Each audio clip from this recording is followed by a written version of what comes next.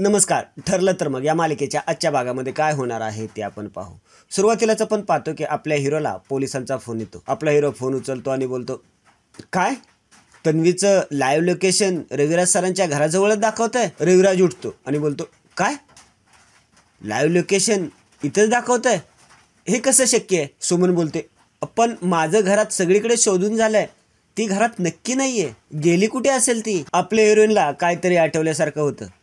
ती बोलते, मी जरा आलेच, आणि ती बाहेर निघून जाते. इकडे साक्षी वेड्यासारखी करायला लागते. साक्षी बोलत असते, अण्णा अण्णा सगळं संपलं आता पोलीस येतील आणि मला फरफडत घेऊन जातील. महिपत बोलतो, अगं नाही पोरी, ऐक माझं. साक्षी बोलते, नाही नाही अण्णा, खुनाची केस होईल ना आता, खुनाची. बघा ना माझा आता आय विटनेस पलटला, आता नाही गरज कोर्टाला कुठल्याही पुराव्याची, आता मी खुनी मी. अण्णा मला सांगा ना, काय शिक्षा होते हो खुन्याला, जन्मठेप की फाशी. महिपत बोलतो, अगं असं काय नाही होणार. साक्षी बोलत असते, अण्णा अण्णा सांगा ना, खरं सांगा ना, मला नाही मारायचं अण्णा, मला जेलमध्ये पण नाही जायचं अण्णा. अण्णा अण्णा खरंच आपलंच चुकलं. आपल्याला माहित होतं का नाही त्या प्रियाकडे एवढं मोठं हत्यार आहे, आपल्याला माहित होतं, आपण का मूर्खपणा केला. तिने माझं अख्खं आयुष्य उद्ध्वस्त करून टाकलंय. एवढ्यात दरवाजेची बेल वाजते.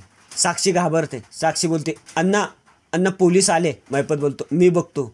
आणि महिपत दार उघडायला चाललेला असतो. साक्षी महिपतचा हात धरते आणि बोलते, अहो मी काय बघतो अण्णा, दरवाजे उघडले ना तर पोलीस आत येतील आणि मला घेऊन जातील. महिपत बोलतो, अगं ते नाही काय करत. साक्षी बोलते, अण्णा मी सांगते दरवाजा नाही उघडायचा. नाही नाही, मी असं करते की मी कुठेतरी निघून जाते, मी कुठेतरी गेले नाही तर कोणाला काही कळणारच नाही. आणि तुम्ही एक काम करा ना, तुम्ही पण माझ्या बरोबर चला, म्हणजे आपण दोघे कुठेतरी जाऊया. महिपत साक्षीच्या खाडकन कानफडात वाजवतो आणि महिपत दरवाजे उघडायला जातो. इकडे तन्वी खूप वैतागलेली असते. ती स्वतःशीच बोलते, कुठे गेलेत हे, इतका वेळ लागतो का इकडे यायला, मला खूप भूक लागली यार, पोटात खड्डा पडलाय, सकाळपासून पाणी पण प्यायले नाहीये, काय करू मी.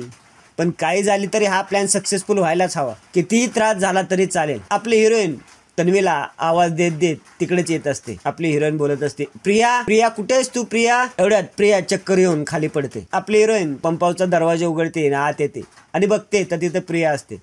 ती सर्वांना आवाज देऊन बोलवते. सर्वजण तिथे येतात, प्रियाला उचलून घेऊन जातात. पुढे आपण पाहतो की रविराज प्रियाला सरबत देतो. रविराज बोलतो, काय झालं बाळा, ठीक आहेस ना आता. प्रिया बोलते, हो मी ठीक आहे आता बाबा. रविराज बोलतो, थँक्स सायली, तुला वेळेत घराच्या पाठीमागे बघावं असं वाटलं त्यामुळे तन्वी सापडली. आपली हिरोईन बोलते, सर असं थँक्स म्हणून पर्क करू नका, मला तसा अंदाज होता म्हणून मी तिकडे बघायला गेले. आपला हिरो बोलतो, अंदाज होता म्हणजे. आपली हिरोईन बोलते, आश्रमात असताना सुद्धा तन्वीला जर मधुभाऊ काय बोलले तर ती अशीच घराच्या पाठीमागे जाऊन बसायची. आम्ही तिला सगळीकडे शोधायचो, पण ती काही न खाता पिता तिथंच बसून राहायची. मला वाटलं आज पण तिने तसंच केलं असेल म्हणून मी तिकडे बघायला गेले. आपला हिरो बोलतो, चला तन्वी सेफ आहे ना, निघूया आपण. प्रिया बोलते, एक मिनिट थांबा, मला तुमच्याशी थोडं बोलायचंय. मला तुम्हा सगळ्यांना दुखवायचं नव्हतं, तुम्हा सगळ्यांचा खास करून बाबांचा माझ्यावर खूप विश्वास आहे, तो तोडायचा नव्हता, पण तरी मी असं वेड्यासारखी वागले, मला माफ करा प्लीज, मला माफ करा. नागराज मनातच बोलतो, या मूर्ख मुलीने व्हिडिओ करून साक्षीला तर लटकवला आहेच, आता स्वतःही जेलमध्ये जाईल. काय वाटतंय का हिला,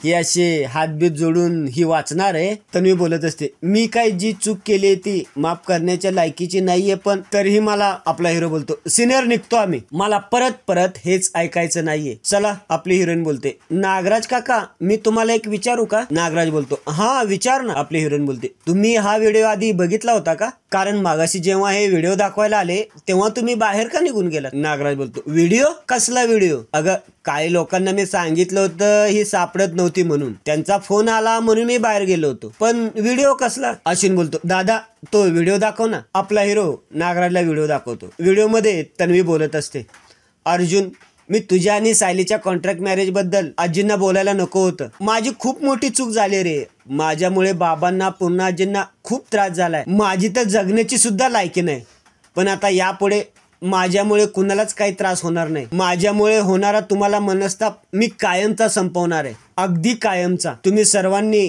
आपापली काळजी घ्या, गुड बाय. नागराज मनातच बोलतो, हा व्हिडिओ, हा म्हणजे प्रियाने अर्जुनला भलताच व्हिडिओ पाठवलाय आणि आम्हाला मुद्दाम टेन्शन दिलंय, काय शातीर दिमाग मुलगी आहे ही. आपला हिरो बोलतो, सिनियर येतो आम्ही. सर्वजण निघून जातात. सुमन बोलते, तन्वी तू स्वतःच काय बरं वाईट करून घेणार होतीस का ग, परत जर असं काही मनात आणलंच ना तर याद राख. नागराज बोलतो, तन्वी अगं मुलीसारखी असतो, आम्हाला मुलीसारखी, अगं तुला जर काय झालं असतं तर आम्ही कुणाकडे बघणार होतो. रविराज बोलतो, बाळा या बापाच्या मनाला काय वाटलं असेल याची तू कल्पना सुद्धा नाही करू शकणार. सॉरी बाळा, रागाच्या भारात तोल सुटला माझा. आता इथून पुढे मी कधीच ओरडणार नाही तुला. तन्वी बोलते, बाबा मी सुद्धा तुम्हाला सोडून कधीच नाही जाणार. तन्वी म्हणतच बोलते, याला म्हणतात एका दगडात दोन पक्षी मारणं. किल्लेदार सरळ झाला आणि मैपत साक्षी आता माझ्यावर हल्ला करण्याची हिंमत नाही करणार. पुढे आपण पाहतो की साक्षी मैपतकडे आलेले असते. पुढे आपण पाहतो की प्रिया मैपतकडे आलेली असते. मैपत समोर ती आयटीत बसलेली असते. मैपतचा माणूस तिला कॉफी आणून देतो. तन्वी कॉफीचा एक घोट पिते आणि मैपतच्या समोर थुकते आणि बोलते, काय ही काय कॉफी आहे का? उकळत्या पाण्यात मीठ घालून दिलंय कॉफी म्हणून. हे बघा, मला ना तुमच्या मालकांसाठी बेचव कॉफी देऊ नका, मला ना माझ्यासारखी परफेक्ट कॉफी द्या. तन्वी हसतच बोलते, कालपर्यंत मला प्लॅन मधून बाहेर काढणारे माणसं आज माझ्या समोर मान खाली घालून उभे आहेत. हे पण तुम्ही मला का घाबरता इतके? मी काही माणूस पाठवून तुमच्यावर हल्ला नाही करणार आहे. काय अण्णा सर, रिलॅक्स, एकदम रिलॅक्स, चिल, रिलॅक्स. इकडे पूर्णाजी एकटीच बसले असते. त्याच्याजवळ आपली हिरोईन होते. बोलते, काय झालं, मनासारखं दर्शन नाही झालं का? काय होतंय आजी? पूर्णाजी काहीच बोलत नाही. कल्पनाही त्यांच्या जवळ येते. कल्पना बोलते, पूर्णाई, काल पण तुम्ही आल्या आल्या झोपलात आणि सकाळपासून तुम्ही कोणाशी काय बोललाही नाही. तुम्ही तन्वीचा विचार करताय का? अहो पण तिचं नेहमी वागणं असंच असतं की ज्याने कोणीही दुखवलं जातं. पूर्णाजी बोलते, पण तरीही मी इतकी वर्ष दुर्लक्षच करत होते ना ग. ती प्रतिमाची मुलगी आहे. थोडासा अल्लडपणा जरी असला पण मला असं वाटलं होतं की ती प्रतिमाच्या वळणावर जाईल, पण परवा तर तिने हद्दच केली ग. अस्मी बोलते, पण पूर्णाजी तू तर तिला इकडे येऊ नको म्हणून सांगितलेस ना, पण ती पण आपलीच आहे ना ग. कल्पना बोलते, अस्मिता आपले म्हणून आपण काय काय सण करायचं ग. पूर्णाजी बोलते, अगं प्रतिमाची मुलगी आहे म्हणून असं करते, म्हणून जीव जळतो माझा. एवढ्यात आपला हिरो तिथं इथून बोलतो, पूर्णाजी तन्वीचं हे असं वागणं जेव्हा ती मला पहिल्यांदा भेटली होती ना तेव्हापासून दिसतंय मला. आय थिंक ते सर्वांनाच दिसत होतं, फक्त तुला सोडून, आणि म्हणूनच तिने एवढा मोठा तमाशा करण्याची हिंमत केली. पूर्णाजी बोलते, म्हणजे तुला काय म्हणायचंय? या सगळ्याला मी जबाबदार आहे, माझ्यामुळे घडलं हे सगळं. आपला हिरो बोलतो, मग कोण आहे दुसरं, सांग ना मला. पूर्णाजी तू पहिल्याच दिवशी जर तिला सांगितलं असतं ना खोटं बोलायचं नाही, इकडे यायचं नाही, असं वागायचं नाही, तर ती गप्प बसली असती. आपली हिरोईन बोलते, अहो तुम्ही पूर्णाजींना काय जबाबदार धरताय? पूर्णाजींनी तिच्यावर हात उचलला तिला वळण लागावं म्हणून. आपला हिरो बोलतो, आधी बिघडवायचं नंतर सुधारायचं, काय अर्थ आहे त्याला? आणि पूर्णाजी तन्वी सोबत अस्मीचा ताई सुद्धा चुकीचं वागते, पण तेही तुला दिसत नाहीये. अस्मी त्यांच्या जवळ येते आणि बोलते, अरे तू माझ्यावर काय घसरतोयस, मी काय केलंय? आपला हिरो बोलतो, का तू आणि तन्वीने दोघींनी सायलीवर नेकलेस चोरल्याचा आळ नाही घेतला? तेव्हा सुद्धा पूर्णाजी गप्प राहिली.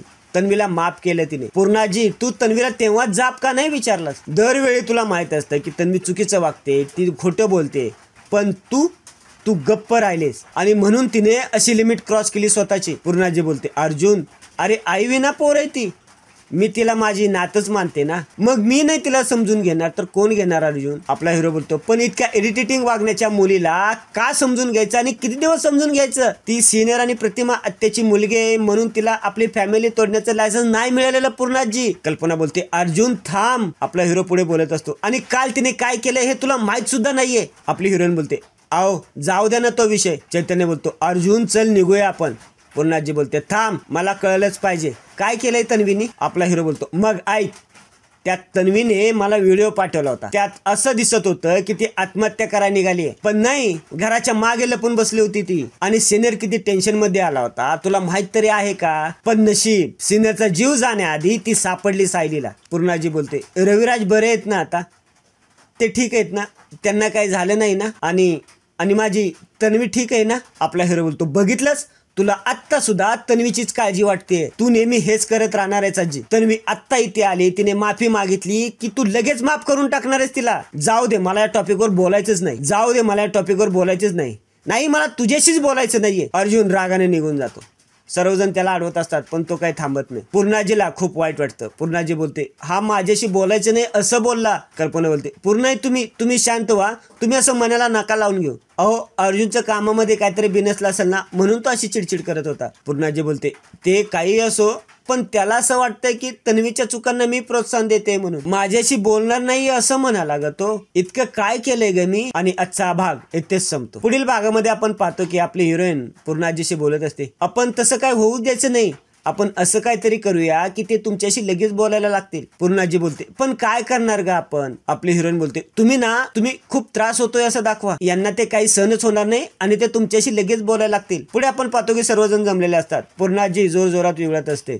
चैतन्य बोलतो, मी गाडी काढतो पटकन. आपला हिरो बोलतो, अरे चैतन्य गाडी नको, रस्ते खराब आहेत, गाडीला धक्के बसतील. नाही म्हणजे म्हाताऱ्या माणसाचं काही सांगता येत नाही ना. पूर्णाजी उठते आणि बोलते, कोणाला म्हातारी म्हणतोस रे? म्हातारी तुझी आजी. प्रतापराव बोलतात, पूर्णाई म्हणजे तू नाटक करत होतीस? आपला हिरो आपल्या हिरोईनच्या हाताला पुढे धरून आणतो आणि बोलतो, आज या नाटकात माझी बायको सुद्धा सामील आहे.